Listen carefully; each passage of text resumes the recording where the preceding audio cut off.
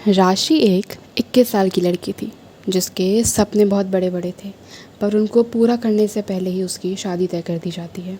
लड़का देखने में काफ़ी हैंडसम लेकिन उम्र में 9 साल बड़ा। लड़के में काफ़ी खूबियाँ थीं, लेकिन राशि को ये बात बिल्कुल पसंद नहीं आई कि उसकी शादी 9 साल बड़े लड़के के साथ करवाई जा रही है। राशि ने अपने होने वाले पति ऋषभ से एक बार भी बात नहीं की थी। वो किसी और से प्यार करती थी। बस बात इतनी थी कि उस लड़के ने कभी उसको इतना टाइम ही नहीं दिया। राशि ने भी उससे खफा होकर ऋषभ से शादी के लिए हाँ कह दी। ऋषभ वो था जिसने ज़िंदगी में बहुत कुछ देखा था। अपने माँ बाप की बात रखने के लिए ही उसने शादी के लिए हाँ कही थी। जब राशि ऋषभ से पहली बार मिली तो उसे बस देखती ही रह गई। सफ़ेद कुर्ते पजामे में वो बहुत अच्छा लग रहा था। वहीं उसका बॉयफ्रेंड कभी भी ट्रेडिशनल कपड़े नहीं पहनता था, तो ये राशि के लिए कुछ नया था। वैसे भी अभी उसकी उम्र ही कहाँ थी कि वो ये सब चीज़ें इतनी ज़्यादा देखे।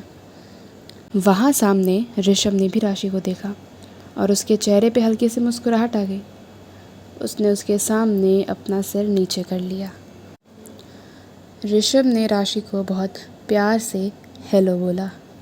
ऋषभ की मुस्कुराहट देखकर राशि के चेहरे पे भी हल्की सी मुस्कान आ गई, जो उसके बॉयफ्रेंड की वजह से कहीं चली गई थी। दोनों को एक दूसरे के साथ कमरे में बात करने के लिए भेजा गया, लेकिन राशि को लगा ये अच्छा मौका है रिश्ता तोड़ने का, और फिर वो उससे बदतमीज़ी से बात करने लगी। पर ऋषभ समझ रहा था कि राशि ये सब जानबूझकर कर रही है। उसने कुछ कहा नहीं और वहाँ से चला गया। सबके पूछने पर उसने रिश्ते के लिए हाँ कह दी और इस तरह दोनों की शादी पक्की हो गई। रोके वाले दिन से पहले तक राशि अपने बॉयफ्रेंड से उससे शादी करने की भीख मांग रही थी, लेकिन उसका बस इतना जवाब था कि वो किसी के माँ बाप को दुख नहीं दे सकता। लेकिन राशि को लगता वो उससे प्यार ही नहीं करता। उस पर अपने प्यार का सबूत देने के लिए लड़का राशि के करीब जाके उसे किस करने जाता है। तभी राशि उसको धक्का देके वहाँ से भाग जाती है। शादी से पहले वो ये सब नहीं करना चाहती थी, लेकिन उसके बॉयफ्रेंड ने बहुत बार उसके साथ फिज़िकल इंटीमेट होने की इच्छा रखी थी। वो समझ नहीं पा रही थी कि खुद की सुने या माँ बाप पर भरोसा करे। अंत में उसने माँ बाप के सुनने का फ़ैसला किया।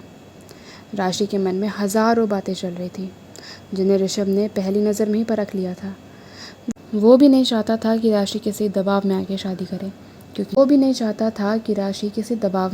करे, क्योंकि ऐसे रिश्तों का अंजाम अक्सर टूटने के साथ ही ख़त्म होता है। ऋषभ राशि के एक एक इमोशंस को बिना कहे ही समझ रहा था। उसने राशि को देखा और अपने फ़ोन पर एक मैसेज टाइप करके उसको दिखाया।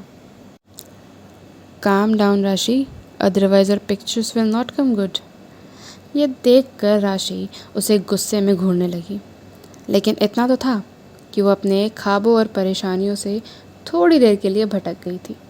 जिस रस्में शुरू हो जाती हैं, दोनों अपनी तरफ से पूरी कोशिश कर रहे थे कि कुछ ना बिगड़े। राशि भी ऋषभ का शांत चेहरा देखकर थोड़ा अच्छा महसूस कर रही थी। तभी राशि के फ़ोन पर उसके बॉयफ्रेंड का मैसेज आता है, बाहर आओ, तुमसे कुछ बात करनी है। राशि जो अभी थोड़ी देर पहले ही थोड़ा स्ट्रेस फ्री हुई थी, वापस से टेंशन में आ गई। उसे लगा कुछ हंगामा ना हो जाए, सबको पता ना चल जाए। ऋषभ उसके पास आके धीरे से बोला, इज़ एवरीथिंग फाइन? राशि हल्का सा डर जाती है, फिर धीमी आवाज़ में ही जवाब देती है, आप मेरे इतने पास क्यों बैठे हैं? और मैं ठीक हूँ। इतना सुन के ऋषभ वहाँ से खड़ा होकर दूसरों से बात करने चला जाता है, पर उसका ध्यान बेचैन राशि पर ही होता है। तभी राशि की ननद, जो उसी की उम्र की थी, वो आके बोलती है, भाभी चलिए ना, आपका पर्सनल फ़ोटोशूट करवाते हैं। ये सुनकर राशि को लगता है ये सही मौका होगा बाहर जाके उससे मिलने का। राशि हाँ बोलकर उठ जाती है। चलो चलते हैं। बाहर उसे कहीं भी अपना बॉयफ्रेंड नहीं दिख रहा था। वो फ़ोन पर बात करने का बहाना देके वहाँ से चुपचाप निकल जाती है। उसका बॉयफ्रेंड उसे गार्डन में छुपा दिखता है। साहिल, क्या कर रहे हो तुम यहाँ? जब तुमसे कहा था मेरे साथ शादी करो, तब तो तुमने मुझे मना कर दिया। फिर आज यहाँ पे क्या कर रहे हो? मैं और कोई परेशानी बिल्कुल भी नहीं चाहती। प्लीज़ अभी जाओ, हम बाद में बात करते हैं। साहिल ने उसको अपनी बाहों में कस के पकड़ लिया और कहने लगा, मैं तुमसे बहुत प्यार करता हूँ, लेकिन मैं शादी नहीं कर सकता। मुझे एहसास है, तुम भी मत करो ना, मना कर दो, फिर हम पहले की तरह ही रहने लगेंगे। मुझे छोड़ो साहिल, कोई देख लेगा प्लीज़। तुम मुझे ऐसे टच क्यों करते हो? पहले बात अलग थी, हम एक रिश्ते में थे, पर अब अलग। तुमने मुझे टाइम नहीं दिया, ना कभी आगे दे पाओगे, फिर मैं तुम्हारा इंतज़ार क्यों करूं? सुनो राशि, तुमने पहले मेरी बात कभी भी नहीं टाली थी, तो जो मैं आज कह रहा हूँ, शादी मत करो तो मत करो। इसमें इतना क्यों, क्या, कैसे, कहाँ से आया? तुम बस इतना जान लो, बहुत कीमती हो तुम मेरे लिए। मुझे पछतावा है मैंने तुम्हें समय नहीं दिया, पर अब पक्का दूंगा। राशि उसके व्यवहार से काफ़ी तंग हो गई थी। उसे बिल्कुल समझ नहीं आ रहा था कि उसके सामने जो लड़का खड़ा है ये उसका वही बॉयफ्रेंड है जिससे उसने इतना प्यार किया।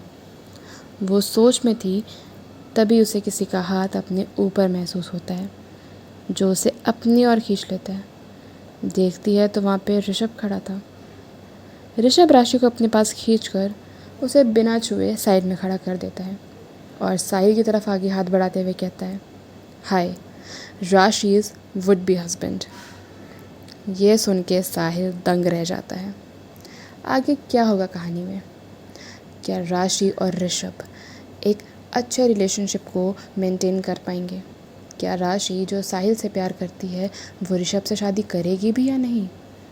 या जो हमारा हीरो ऋषभ है वो राशि को इस खूबसूरत से रिश्ते में बांध पाएगा या नहीं?